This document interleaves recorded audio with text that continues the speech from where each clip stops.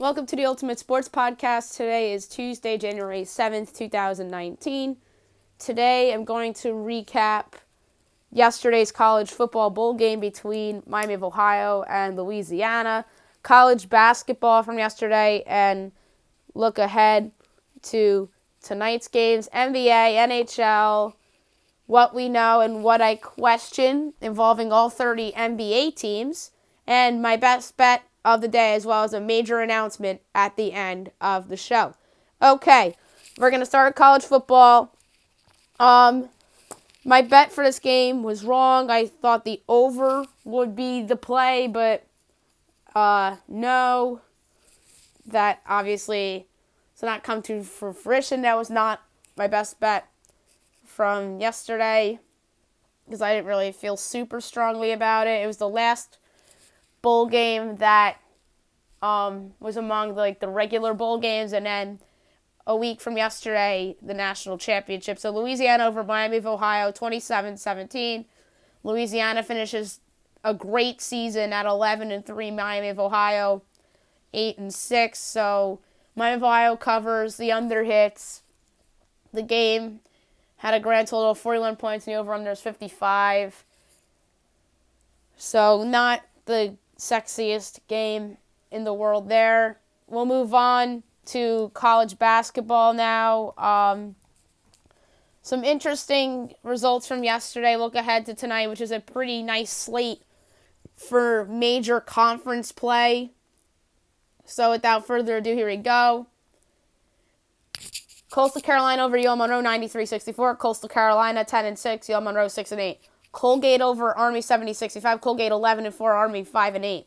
Louisiana over Appalachian State, 81-73.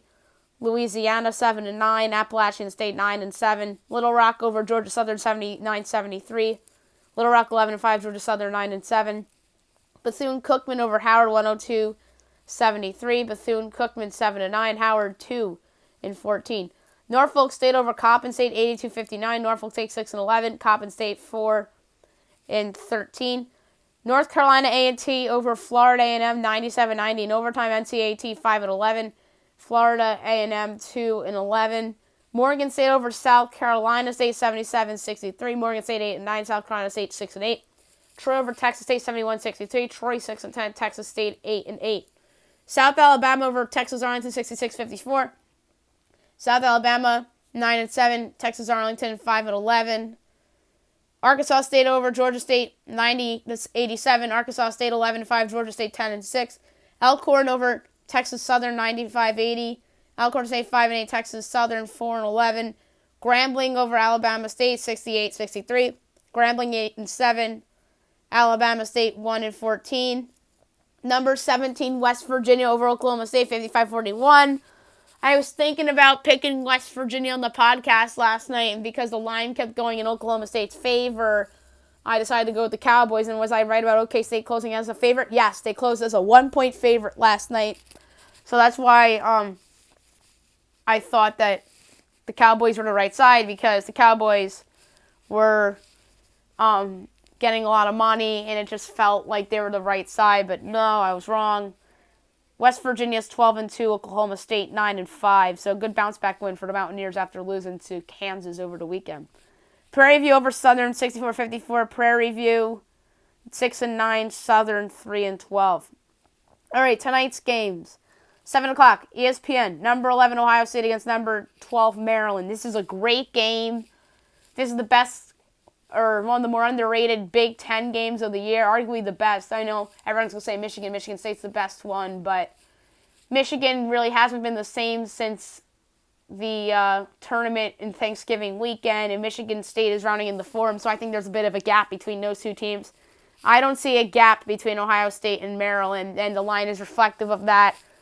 I'm going to lay the 2.5 with the Terps here. I think that being at home, they're going to be fired up. Ohio State has not really been all that special lately. They lost to Wisconsin. They lost to West Virginia on a neutral.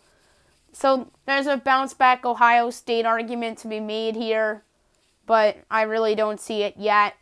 I just don't think this is the right spot against a very, very sneaky, great Maryland team. So give me Maryland minus 2.5. 7 o'clock ESPN2, Miami at number 13, Louisville. Louisville is giving 13.5. I am going to take the Cardinals minus 13.5. I don't feel super about it. I think they pull away late in that one. Number 18, Virginia at Boston College, 7 o'clock ACC Network. Virginia is laying 8.5. I love the Cavs here. I'll be surprised if they don't win by double digits. Number 20, Penn State at Rutgers, 7 o'clock Big Ten Network. I am taking the Scarlet Knights getting a 1.5 at home. I think they win the game outright, and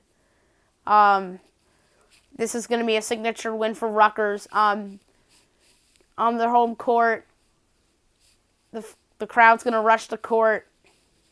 Penn State's a good team, but I just think that this will be a good game. I just like Rutgers in this spot at home. Florida at South Carolina, 7 o'clock ESPNU. Florida's giving 4.5. I love the Gators minus the 4.5. I think they're way better than South Carolina. South Carolina's had some bad losses this year, also as Florida. But Florida's the more talented team, and I think that they're going to blow out South Carolina. Tennessee at Missouri, 7 o'clock SEC Network. Missouri's giving 5. I'm going to lay the 5. Tennessee has been hammered with injuries. Missouri, I just think, with home court will prevail. Providence at Marquette, 7 o'clock Fox Sports 1. Marquette giving 5.5.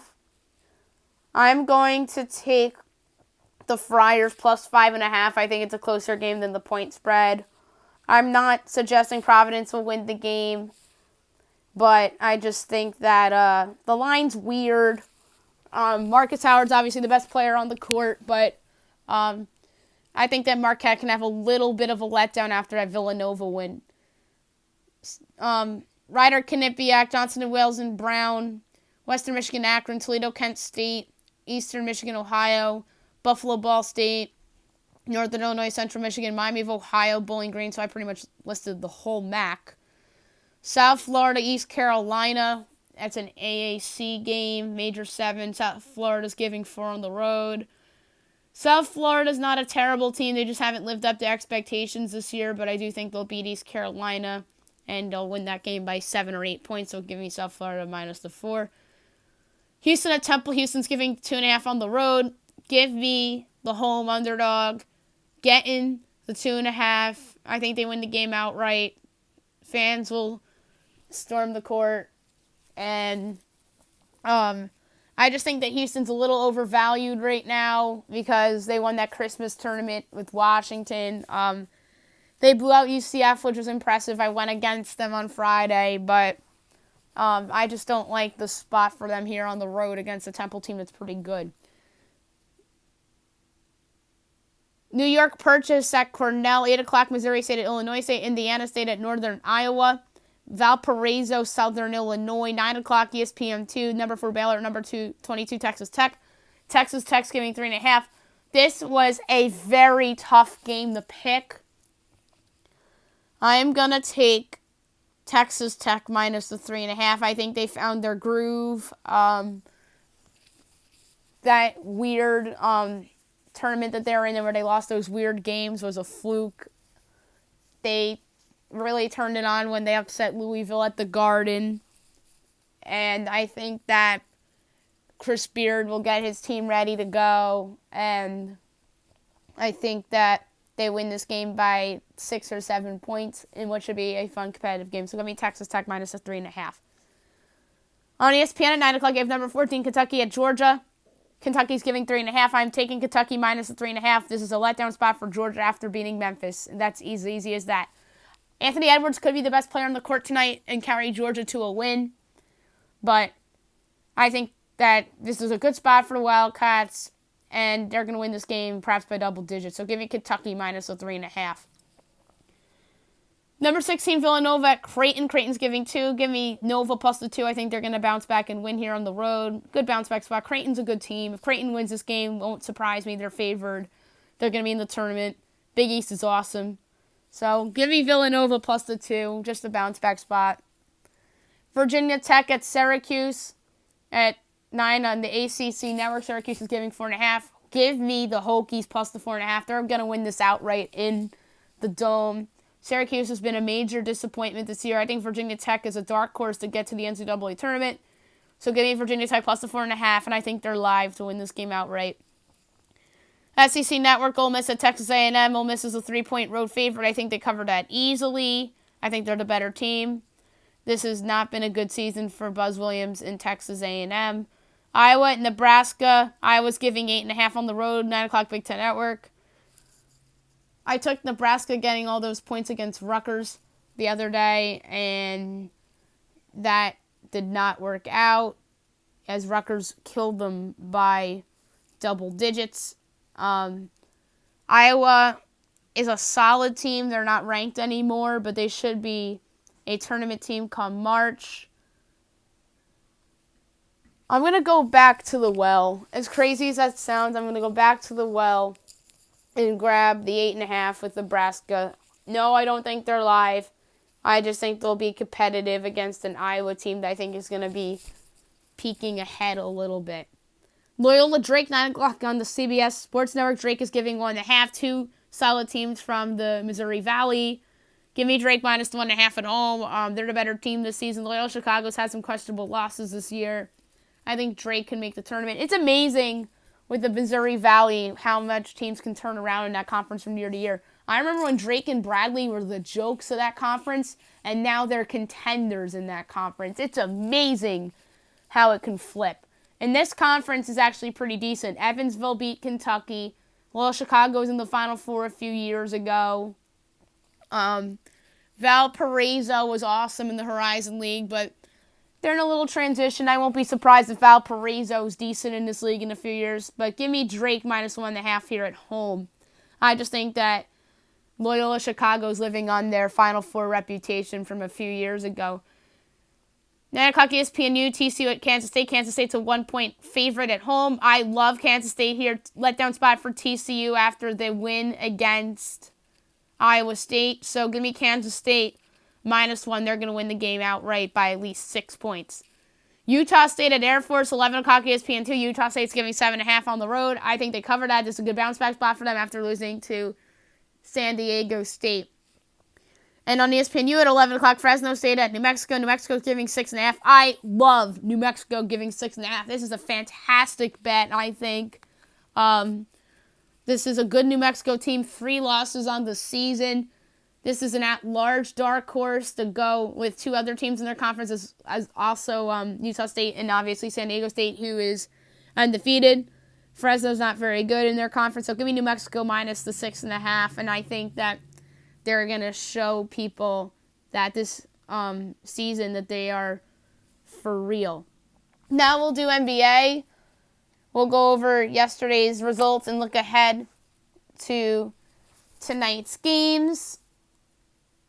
76ers over the Thunder, 120-113. Philadelphia is 24-14. OKC 20-16. Josh Richardson had 23 to lead Philly.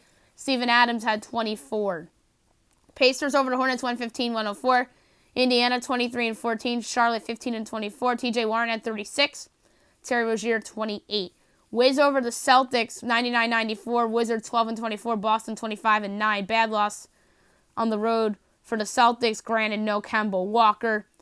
Ish Smith had 27 against Boston, and then Jaylen Brown for Boston had 23. Magic over the Nets, 101-89. Orlando 17-20. Brooklyn 16-19. Markelle Fultz had a career-high 25 points for the Magic. Spencer Dinwiddie had 16. Nuggets over the Hawks, 123-115. Denver 25-11. Atlanta 8-29. A career-high 47 for Nikola Jokic. Trae Young had 29. Jazz over the Pelicans, 128-126. Utah 24-12. New Orleans 12-25. Bojan Bogdanovic, 35 points. Brandon Ingram had 35, and the Jazz have now won 6 straight games. Spurs over the Bucks, 126-104. That's a pretty big upset.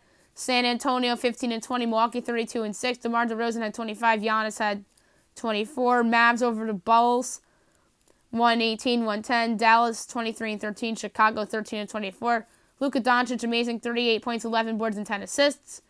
Lauri Markkanen had 28 and 9 boards. Kings over the Warriors, 111-98. Sacramento 14-23. Golden State 9-29. De'Aaron Fox 21 points, and Glenn Robinson had 16. Tonight, 7 o'clock, Pistons at the Cavs. Trailblazers at the Raptors, 7:30 Thunder at the Nets, 8 o'clock Timberwolves at the Grizzlies, 9 o'clock Kings at the Suns, 10:30 Knicks at the Lakers. Now we'll move on to the NHL. We'll look on from last night's games and look ahead to tonight's games as well. Only 4 games on the slate last night. Oilers over the Maple Leafs 6-4. I got this upset correct. Edmonton 23-17-5. I should have made this in my best bets, but I didn't. Toronto 25-15-5. Number 1 started the game with a goal and 3 assists. Connor McDavid. Number 2 with the goal and assist from the Oilers.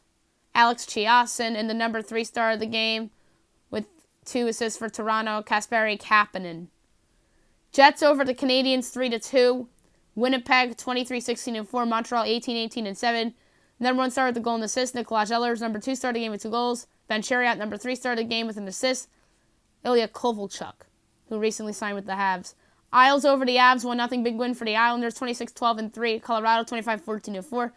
Number 1 star of the game with 32 saves on 32 shots. Former Avs goalie Semyon Varlamov. Number 2 started the game with the goal, Anders Lee. Number 3 started the game, didn't have a point but played well, Samuel Girard. Blue Jackets over the Kings 4-2. Columbus 20-15-8. LA 17-23-4. Number 1 started the game with the goal, Zach Werenski. Number 2 started the game with 2 assists, Sean Walker. Number 3 started the game with an assist, Sonny Milano. All right, tonight's slate, 7 o'clock Canucks Lightning, Coyotes Panthers, Islanders Devils, Senators Capitals, Flyers Hurricanes, 7:30 NBCSN, Avalanche Rangers. On the call, the game, Kenny Albert and Pierre Maguire, maybe. We'll see. That would be my guess. That's normally my go-to guess. The Hurricanes are on the schedule tonight, so I don't think it'll be John Forsland. Wouldn't rule out Brendan Burke because, oh no, the Islanders are at the Devils. Never mind. Could be Gord Miller. We'll see. What's interesting about this game is that rookie Rangers goaltender for the Rangers, who is highly touted, Igor Shesterkin, will be making his debut tonight in net. He's looked upon as the replacement long-term for Henrik Lundqvist. He's drawn comparisons to Lundqvist. I think he'll play well. I don't know if the Rangers will win the game because the Avalanche are a good team of their own who are coming off a loss. So I'm going to take the Avalanche to win. But I do think it's competitive. Won't be surprised if it goes to overtime. So give me the Avalanche on the road at the Rangers tonight on NBCSN. Canadiens, Red Wings, 8 o'clock Sharks, Blues, Bruins, Predators, 8:30 Flames, Blackhawks, 10 o'clock Penguins, Golden Knights, Blue Jackets, and the Ducks. Okay, before I get into what we know and what I question, I have to talk about a couple hires in the NFL. The Cowboys have hired Mike McCarthy to be their next head coach. I think that's a solid hire. He obviously had a lot of success with the Green Bay Packers and won a Super Bowl with them. I know there's a lot of people that are going to be pointing at some bad losses he's had, such as the NFC Championship game with the onside kick that Seattle recovered, which eventually helped them win that game and cost the Packers a chance to go to their second Super Bowl with Aaron Rodgers. And then the last couple years of McCarthy's tenure, they missed the playoffs, whether that was because of Rodgers being injured or just inconsistent play. They finally cut ties with him last year. And now Matt LaFleur in year one has done a great job with Aaron Rodgers and that team. The defense has been better. But I think it's a good hire for the Cowboys. I think they needed somebody with experience, somebody that's a big name, that's won before. They're close to a championship. I personally feel like if they had Mike McCarthy as their head coach and not Jason Garrett, maybe they go 10-6 or 11-5 and win the NFC East, maybe even 12-4 with the talent they have on their roster.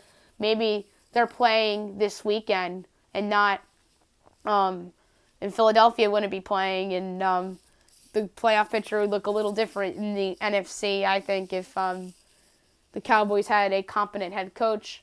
Although Garrett did have success with the Cowboys, I think that was a lot related to the talent they had rather than him. They probably won in spite of him, and it kind of showed this year and then a couple years ago when they went 9-7. Well, granted, they didn't have Ezekiel Elliott that year for half the season because he was suspended. And then the first few years, obviously, he was 8-8. A lot of people were saying he was the next Jeff Fisher. And then I remember he entered 2014 as a coach on the hot seat. And then they went like 12-4 or 13-3. And they ended up making the division round and losing a playoff game in Green Bay against the Packers, which the game is known as Did He Catch That Game? Obviously, Des Bryant with the catch. So good hire by Dallas. We'll see how that ends up working out. The Carolina Panthers make a ballsy hire with Baylor's Matt Rule. I think this is an inspiring hire, a desperate hire, because they knew how bad the Giants wanted him. So they threw all that money at him, and he just took their offer. And 7 years, $60 million, that's a lot. And they gave him full control of the team. So I won't be surprised at all if you're going to be seeing Baylor players drafted by the Panthers. Like you saw that with Chip Kelly when he was at the Eagles and the 49ers. You kept seeing him draft all Oregon players pretty much. I don't think we've seen that with Cliff Kingsbury yet. With the Cardinals, I don't recall ever seeing that. With Jim Harbaugh, when he was at the 49ers, him picking Stanford players, I have to look back. But this could backfire, or this could be really good. Cliff Kingsbury, year one wasn't so great for him, although I think that's a team on the rise with Kyler Murray. He showed flashes, but I don't want to say he was brilliant. Matt Patricia, we'll get into the Patriots coaching tree in a couple minutes. Who was I thinking about? Oh, Chip Kelly was an absolute failure with the Eagles and the 49ers. He set the Eagles back. I remember one year he was coaching there. I think it was his second year. Everybody touted them as the Super Bowl favorites, and they didn't even win their division. It ended up being Washington that won the division that year. Or was it Dallas? I forget. But whatever year it was where Philadelphia made all those signings. They signed DeMarco Murray. Yeah, it was 2015. They signed DeMarco Murray. They made some other headliner moves, and everybody and their brother thought they were going to be in the Super Bowl. And then it turned out that it was a complete colossal failure. Sam Bradford was their quarterback. So sometimes college coaches, it just doesn't work out. So the Panthers are taking a big risk here with Matt Rule. Obviously got to see if Cam Newton's healthy. If he's healthy, then they should keep him. If they know that he's never really going to be right, then who knows, maybe he's on the trade market. So they're a very interesting team to monitor this offseason. And then the New York Giants hired Joe Judge to be their new head coach after missing out on Matt Rule. Interesting hire. He comes from the Belichick coaching tree, which has not produced winners. Obviously, Matt Patricia has not done well at Detroit. I think that there's a chance he's fired by this time next year. I'm surprised he's actually still employed, to be honest, because the Lions are a dysfunctional franchise. I would have thought that they would have fired Matt Patricia by now. Bill O'Brien's won a couple playoff games with the Texans, and I think has done a better job than given credit for. But his knock is that he's never gotten past the division round. So, and now finally he has a quarterback, because remember the first couple years he was there, he didn't have a quarterback. Now he has a quarterback in Watson. That is somebody that gives you a chance to win. So Bill O'Brien, a better coach than giving credit for him. Mike Vrabel, everyone throws in the Belichick coaching tree. He was a player for Belichick, not a coach, and he obviously has done a great job this year at the Titans. Rejuvenated Ryan Tannehill's career And then now they're in the second round of the playoffs. So the Belichick coaching tree is not what people would think it is. Eric Mangini was a failed coach. Brian Flores only won 4 or 5 games in his first year with the Dolphins. Granted, they didn't have much talent. There's a couple others. Romeo Cornell was a failure. He's obviously better suited as a coordinator. Josh McDaniels was a failure with the Broncos. So the list goes on and on and on about New England assistant failed coaches. So I think the Giants are taking a risk here with this hire. He must have impressed them a lot in their interview. So maybe they just moved quickly and hired him because they knew Mississippi State was in play for him. And Mississippi State is Judge's alma mater. And obviously they just fired Joe Moorhead. So there's ties with that. And then the other obvious thing is who's going to replace Matt Rule at Baylor. I feel like there's going to be a lot of interesting names on that list as well. I think Baylor is going to go after some assistants. I think that they're going to go after some guys that are currently coaches. There's a lot of guys that I think could be had from other schools. Obviously, Mike Norvell went to Florida State. You have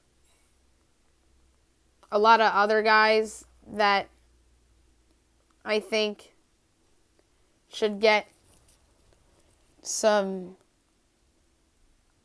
opportunities in the college ranks. I've mentioned a lot of names on my podcast for that, so you could listen to previous podcasts if you want to hear some college guys I think deserve opportunities for college jobs and whatnot. Now I have to address an NHL firing. The Nashville Predators have fired head coach Peter Laviolette after 7 years with the team. Maybe it was 6. I don't remember. I think it was 6. A surprising firing, to say the least. This kind of reminds me a little bit of when the Maple Leafs fired Babcock. Maybe they're trying to follow that model. The talented team that needs a new voice kind of a thing.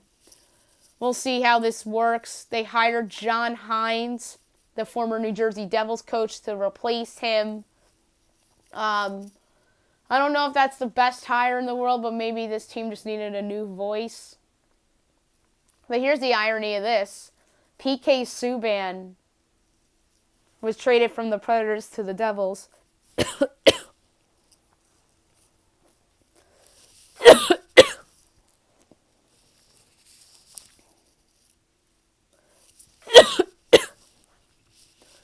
And here's the irony of this.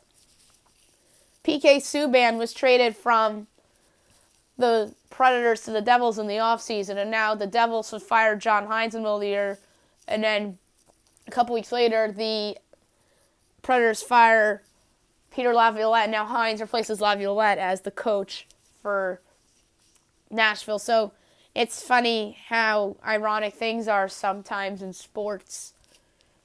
So maybe the Preds will respond to the new voice, and maybe they get in the playoffs and go on a run. Maybe they can pull a Penguins from a few years ago. And that's why Toronto and Nashville did this, because they looked at the 2015 Penguins, that they fired their coach in the middle of the year. And then they hired somebody new, and then they went on to win the cup, back-to-back cups. So sometimes these things do end up working out. Now I'm going to do a segment that I started on Friday, What We Know and What I Question. Today's theme is the 30 NBA teams. Obviously, I had a hiatus from my podcast, so that's part of the reason why I'm doing this segment, but I'm just going to keep it because I actually like it. So it's called What We Know and What I Question. So I give out statements about all 30 NBA teams, in this case, and then 30 questions about all 30 NBA teams. And I'll look back on this in 2 months from now and see if I'm right or if I'm wrong with the questions and the statements. So without further ado, here we go. NBA, the Atlanta Hawks. My thing for what we know is that Trae Young is a fantastic offensive player. He's had a good year. He might make the All-Star team. And he's somebody that really has a big chip on his shoulder because there's a lot of naysayers that are saying that Atlanta shouldn't have traded out of that 3 spot, and what if they had Luka Doncic and yada yada. So Young has a chip on his shoulder. And my question is Lloyd Pierce the right coach? They've been a major disappointment this season. They've been kind of neck and neck with the New York Knicks and the Cleveland Cavaliers, among the worst teams in the Eastern Conference the whole season. Well, it was really the Knicks, and then once the Knicks fired David Fizdale and hired Mike Miller, they kind of moved up and kind of have passed those teams. And they've been better than those teams for a while now, so pretty much since Fizdale was fired. But Atlanta should be questioning whether Lloyd Pierce is the right guy. He obviously came from the Brett Brown tree of coaching, and Brett Brown obviously came from Popovich's tree, so there's like the random title with Popovich there. The Boston Celtics are a solid two-way big man away from being a title contender. I see the Celtics. I see Kemba Walker. He's given this team like a new attitude, and he's playing very well. Jason Tatum and Jaylen Brown have made big leaps this year. Gordon Hayward, when healthy, is playing at a high level. Looks like the Jazz-Utah Hayward. Or the Utah Jazz Gordon Hayward. But my question for them is, will Brown and Tatum continue to play at a high level? Because I remember Tatum had a really good rookie year, and then he tailed off at the end, and he kind of got back up for the playoffs. And then Jaylen Brown, I remember, was like up and down back before this year. The Brooklyn Nets. Injuries have derailed this team's potential. I really do believe that if Irving and LeVert, and then obviously Kevin Durant, but then there's the theory out there, what if Kevin Durant never got hurt? Does he sign somewhere else if he got injured, or if he didn't get injured? But obviously those 3 guys have been injured. You're not going to see Durant this year. Who knows, man? They might not even see Irving this year, and then LeVert has come back since, but the injuries have really derailed the Brooklyn Nets this year. And my question for them is Kenny Atkinson's job on the line? This guy's been in Brooklyn for, I think, 5 years now, and they're probably going to make it in the playoffs again this year. So there'll be 2 playoff series and probably 2 losses in the first round. I don't know if that's good enough for New York. A team in New York, I should say.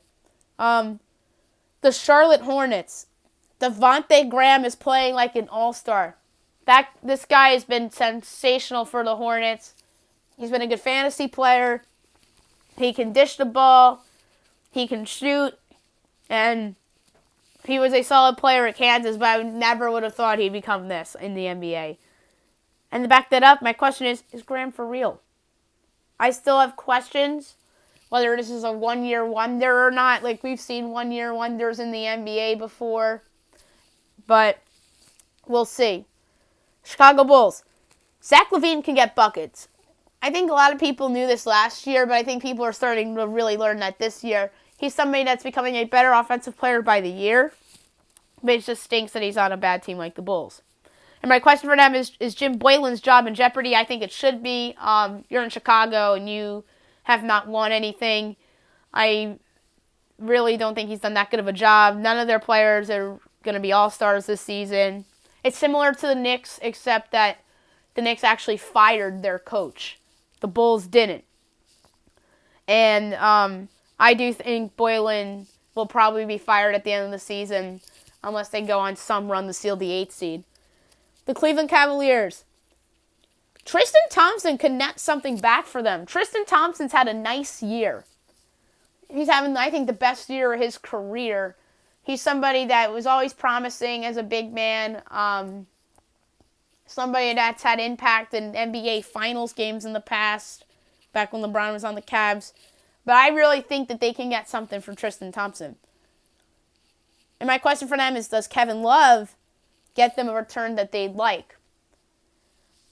A return that I think could be very similar to what, or a return that could be similar is what the Knicks got back for Carmelo Anthony, which was a veteran big man that happened to be Enes Kanter, a second-round pick that the Thunder had gotten from the Bulls in the Zach LaVine trade, and there's one more thing in that trade as well. I just can't think of what it was that the Thunder sent in the deal. There was one more item in that deal, but that second rounder that the Bulls sent in that deal ended up being Mitchell Robinson, who has been an impact player for the Knicks in his first year and a half in the NBA.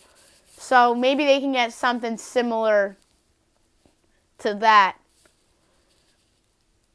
And then the Dallas Mavericks. What we learned about them is Luka Doncic. He's special, and he's going to be a special player in the NBA for a long time. Him and Giannis Antetokounmpo are going to battle it out for best NBA player of the 2020s. They really are.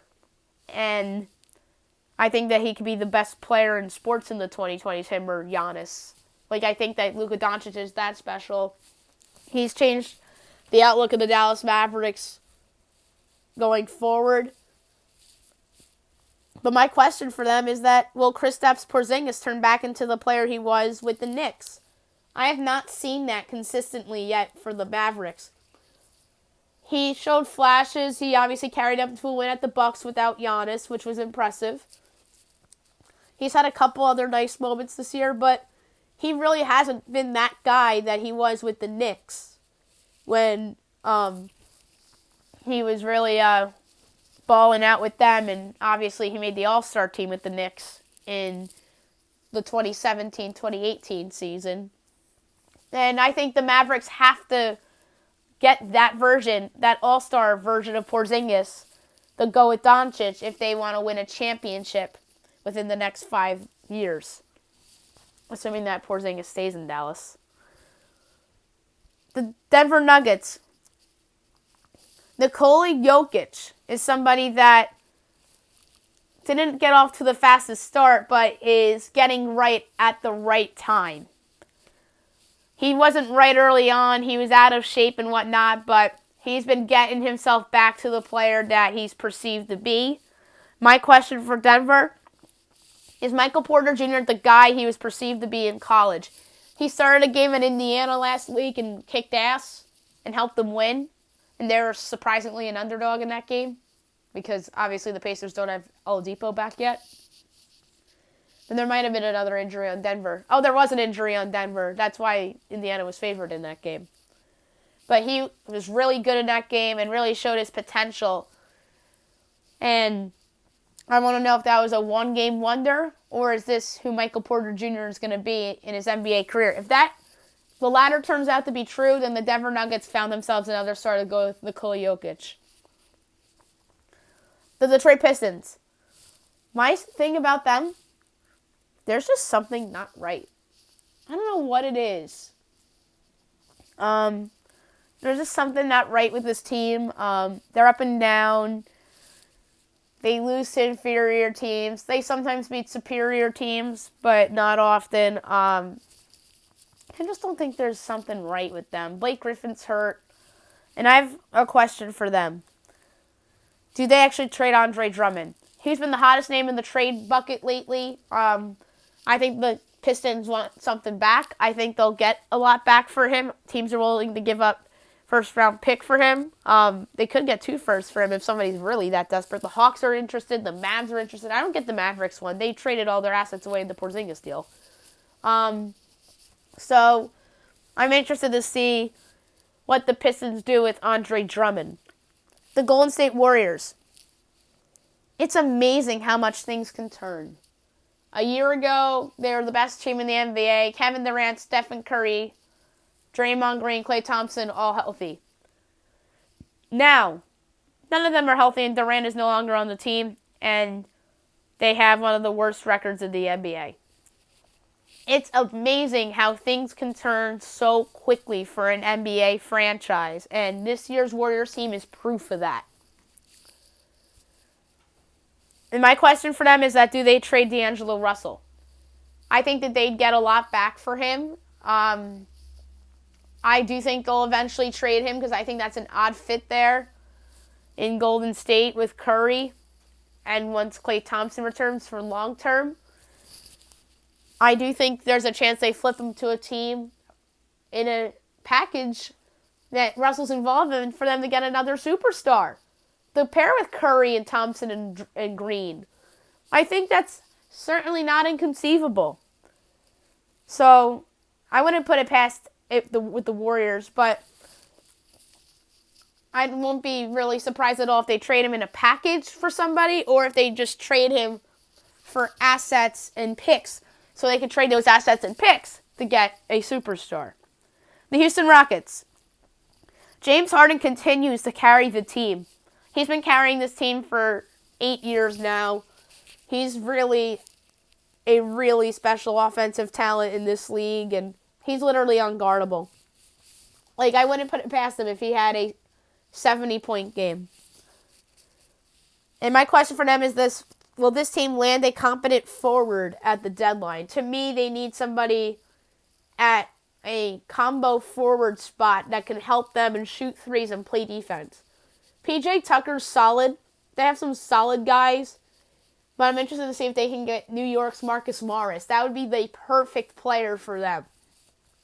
Robert Covington of Minnesota also fits that bill for Houston. Granted that he's like a winged player rather than a combo forward. But Covington, like, that won't surprise me. I think that'd be a fine pickup. But I'd rather them get a combo forward rather than a wing, because that would help them in crunch time more, because you obviously need Harden and Westbrook both out there. But if the case for them getting a wing is if they can lead it with the second unit with Eric Gordon, but they already have Eric Gordon. So Eric Gordon's like that swing guy for them. So that's why Marcus Morris to me, or Robert Covington, would be a fine get. The Indiana Pacers. Malcolm Brogdon and Domantas Sabonis are having all-star seasons. Both of these guys have been really, really good and helped carry the Pacers to a solid record in the Eastern Conference. Brogdon, they signed away from the Bucks and is having a fantastic year, although he's injured right now. Domantas Sabonis, I think, is going to be on the all-star team in the Eastern Conference. He's a double-double machine. And my question for them, when does Victor Oladipo come back? That is a question that everybody's been asking all year long. He's obviously a star in this league. We saw him on The Masked Singer about a month ago as he was the thingamajig character. That was pretty neat to see him on there and see that he was doing well. I'm looking forward to seeing him back on the court because he's really a talented player. And then they'd have themselves a really, really nice big three with Oladipo, Sabonis, and Brogdon. Who would have thought that about the Pacers? And obviously Oladipo and Sabonis came in the Paul George deal. Now that looks like a major win for them. I'm not saying that Oklahoma City lost that deal, but George netted them back Shai Gilgeous-Alexander and a bunch of picks. Like, that's pretty good. And Gilgeous-Alexander's helped Oklahoma City to a plus 500 record this year. And then Brogdon obviously came from Milwaukee as a free agent in a sign-and trade. The Clippers. Paul George and Kawhi together equals the best team in the league. There's no better team in the league than the Clippers when both of those guys are healthy and playing together. With Lou Williams. I like Harrell better than Zubac for them. Zubac really has some upside, but really hasn't untapped it. But Harrell really is just the energy guy, and I love watching that guy play. And plus Patrick Beverley. And like that is just a devastating lineup for them. Or maybe they're going to be in the market for a big man. That's going to be interesting. And then my question for them is, does load management cost them a top 4 playoff seed? I'm going to say no, but you never know. Maybe the Rockets get hot, maybe the Jazz get hot, and maybe Denver continues to play well, and then obviously the Lakers are multiple games ahead for the 1 seed in the West. So that's why the load management costing them a top 4 Western Conference seed is my question for them. The Lakers. LeBron and Anthony Davis together has been very successful. Obviously, the Lakers have the best record in the Western Conference, and that's courtesy of having both of those guys, and those guys being healthy for the most part. LeBron is obviously still LeBron. There's a lot of people that question if LeBron was still LeBron before the year, but LeBron is still LeBron, and Anthony Davis has really, really played well in his contract year. And my question for the Lakers is, do they trade Kyle Kuzma? I think that they probably will, and they should get him for a swing guy. And I think the rumored trade that came out the other day for Bojan Bogdanovic to Sacramento makes a lot of sense, because I think they need somebody that's a wing player. I think Robert Covington makes a lot of sense for the Lakers, but I don't know if Kuzma and some other stuff can land Robert Covington from Minnesota. So I'm very interested to see what the Lakers do here with Kuzma. The Grizzlies.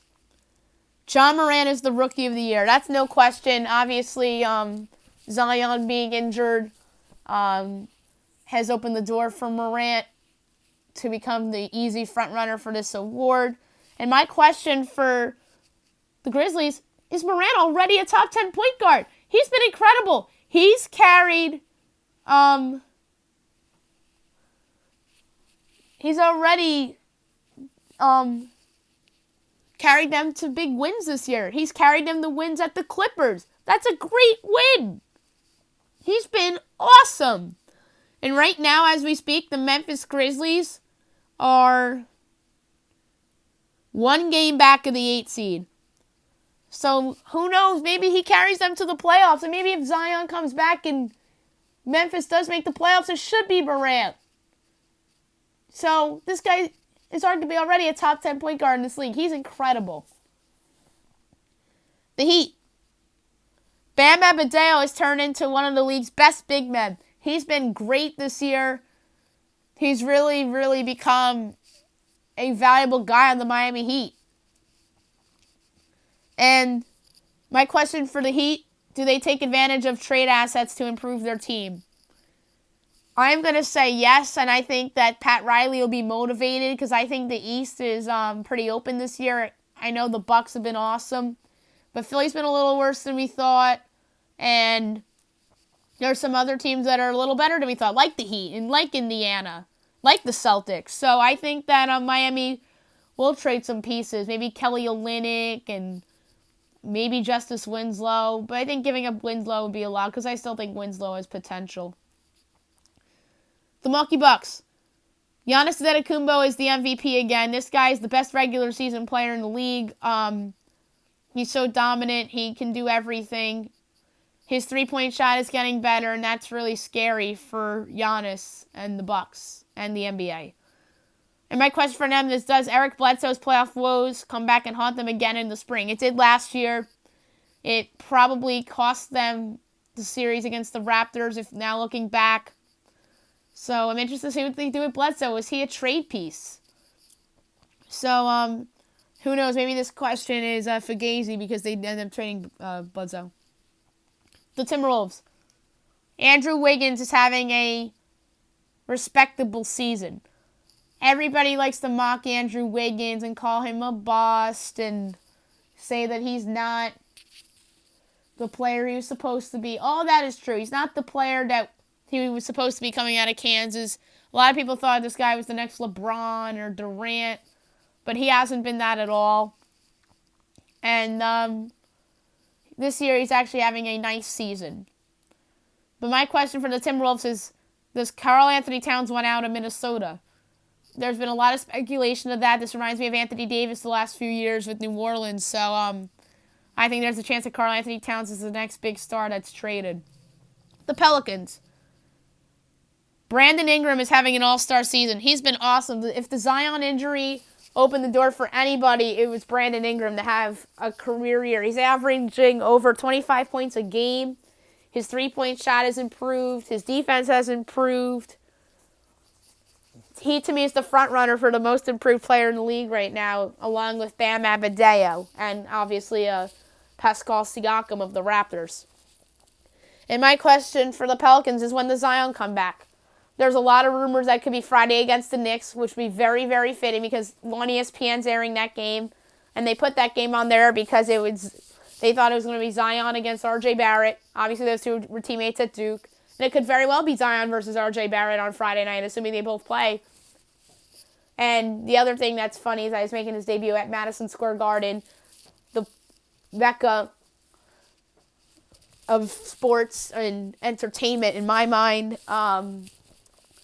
So it should be really fun on Friday night, assuming Zion plays. But that's still my question. When does he come back? Is it Friday or is it later? Knicks. Speaking of the Knicks, they are a much better team under Mike Miller. They are, I believe, 6-8 under Mike Miller. And there's a couple games that they were competitive against good teams. Like they're competitive against Indiana at home in Miller's first game. And Indiana's a good team. They're competitive against the Clippers on Sunday afternoon. Granted, no Kawhi Leonard, but they were still in that game. Paul George played, and they were in that game till the end, and they didn't quit in that game. They've pretty much had one blowout loss under Mike Miller, and that was against the Blazers in Portland. Other than that, they've been competitive in every game with Mike Miller. And I know some of their wins have been lucky wins. At Golden State, obviously, no Curry, no Thompson. At Brooklyn, no Durant and Irving and LeVert. Home Hawks, it just proved that the Hawks are not as good as we thought. At the Wizards, no Bradley Beal. So there's a couple of those wins there. There's a lot of injured players. So obviously some of them, like I said, were a little lucky. But give Mike Miller and the Knicks credit because they've been respectable with him at the intern helm. And I wonder if they're actually going to remove the intern from him. Because I think that's in play, especially if they win over 30 games. And my question for the Knicks is R.J. Barrett the real deal? He's had some great games before, and he's had some stinkers. So the question in his whole rookie year pretty much is which R.J. Barrett's going to show up, but it's not fair to really criticize a rookie because sometimes rookies don't always turn out to be what you think, or even if you're bad your rookie year or you're inconsistent your rookie year, you can be really good. I mean, Chauncey Billups was a perceived bust in Boston, and he got traded to Detroit and became a star. Victor Oladipo wasn't special as a rookie, and then he didn't become the player that we thought he was going to be until he joined the Pacers. I'm trying to think of other good examples of rookies that with a lot of potential that took a while. Brandon Ingram, not until this year. But all those guys I listed have been traded. So I'm trying to think of an example of a guy that wasn't traded. That took kind of a while for him to emerge. But we'll see about RJ. I think he has some potential. The Oklahoma City Thunder. Billy Donovan has to be among the top 3 for Coach of the Year. He's done an outstanding job with the Oklahoma City Thunder. You trade away Russell Westbrook and Paul George. Chris Paul's on your team. All the talk is that he wants to go out a contender. He wants out, yada, yada, yada. But no, he stuck it through. He's playing well for the Thunder. He's helped them to this record. Shai Gilgeous-Alexander came in the Clippers deal. He's been great. Steven Adams is playing well. Dennis Schroeder's playing well. They have good three-point shooting. And then my question for them is, despite being 7th in the West, will they be buyers or sellers? They have a lot of picks. They have a lot of assets now. So I would not rule out the possibility of being buyers, but if they collapse and they have some injuries, then that could flip them to be sellers, and they do trade Chris Paul and Steven Adams and Schroeder. The Orlando Magic. Jonathan Isaacs looked like he was on the rise until his injury. He really was playing well in their front court at both center and power forward. But then he got injured, so that kind of set them back a little bit. And then my question is, when does Isaac come back? Because I really would like to see if he can get back to what he was before the injury. The 76ers. Matthias Thybulle has proven to be a steal with a late-round draft pick.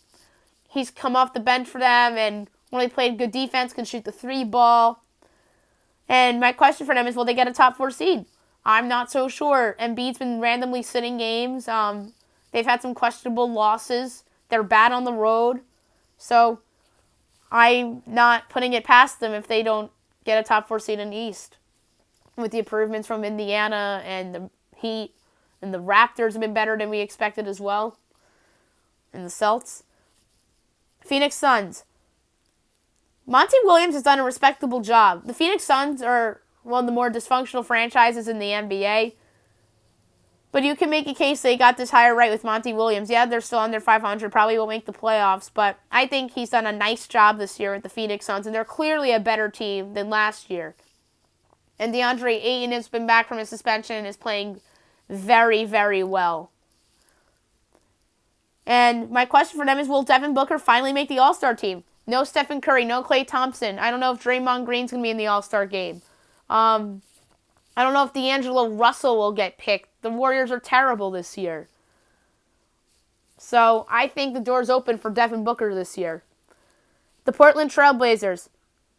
Melo has helped this team. They signed Carmelo Anthony a few months ago. A lot of people laughed, said he was washed up. But I think he's really helped them. He played well against the Knicks at MSG. Granted, you knew he was going to play well in that game against his former team. But the Blazers got their asses kicked in that game. But it was good to see Melo play well. I really think he can have a moment with this team. He doesn't have to be the best player, obviously. He's not on the Blazers. He's probably like their 4th best player, maybe their 5th.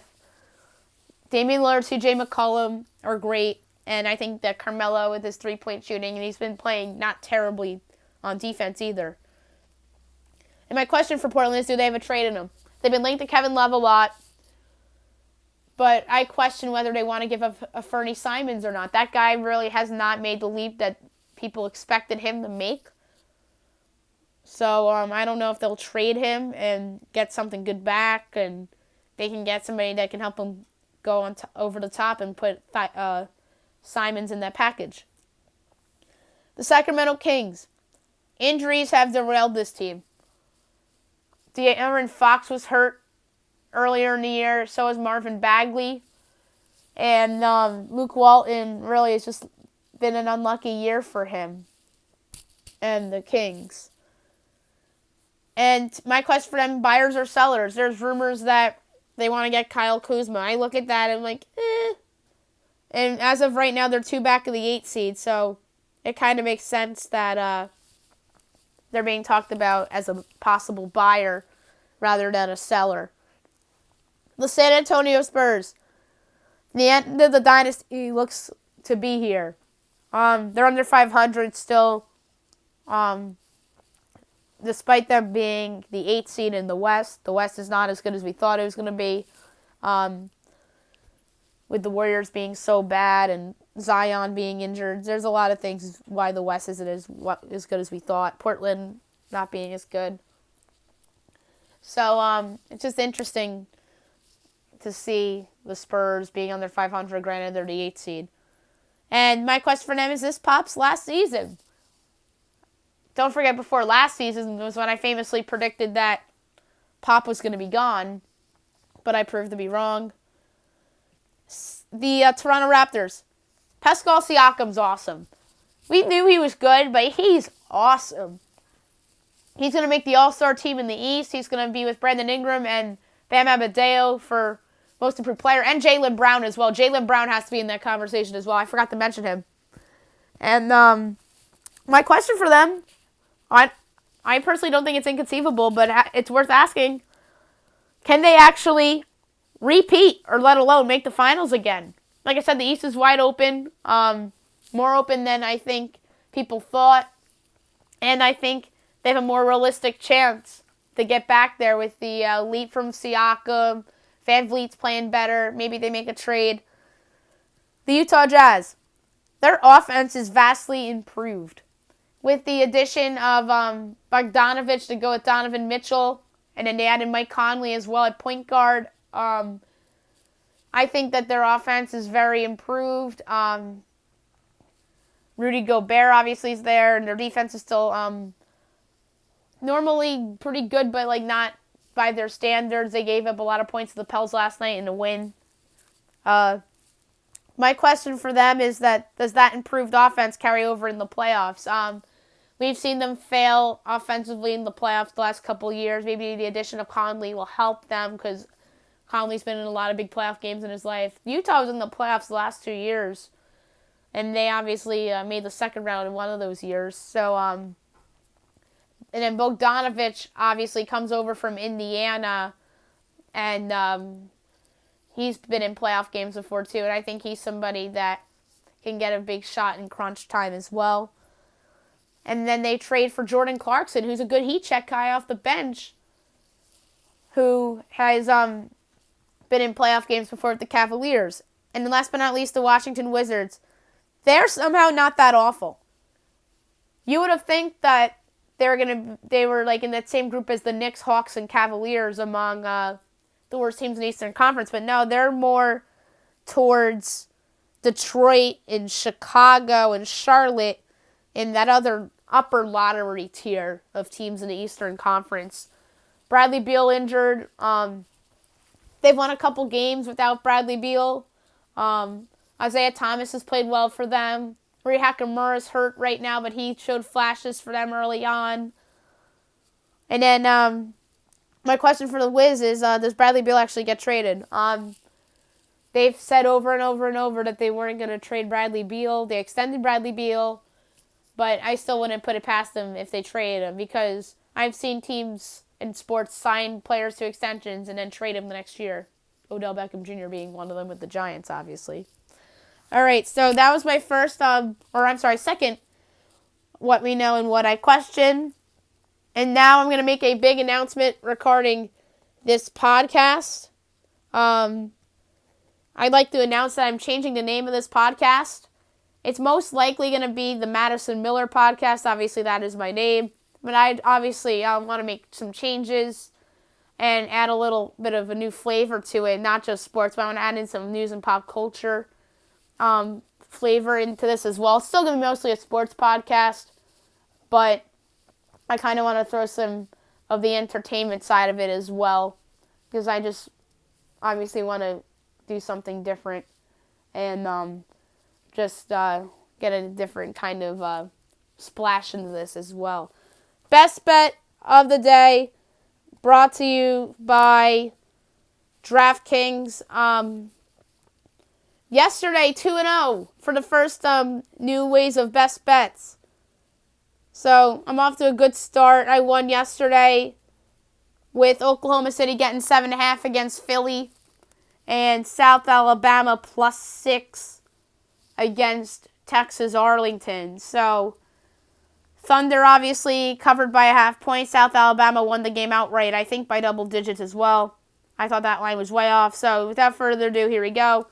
My first best bet of the day, the Florida Gators -4.5.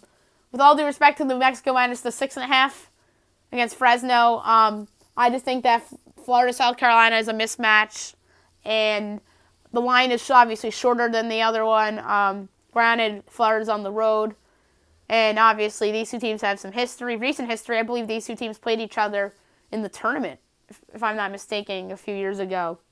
But obviously turnovers happen on both sides, although both teams still have the same coaches. I just think that the Gators are more talented, and I think that they're a team that wants to get their preseason narrative back. So give me the Gators minus the 4.5 at South Carolina. And my NBA best bet, the Oklahoma City Thunder, I'm back on them again, getting one at Brooklyn. I think they're going to win this game outright. No Kyrie Irving still.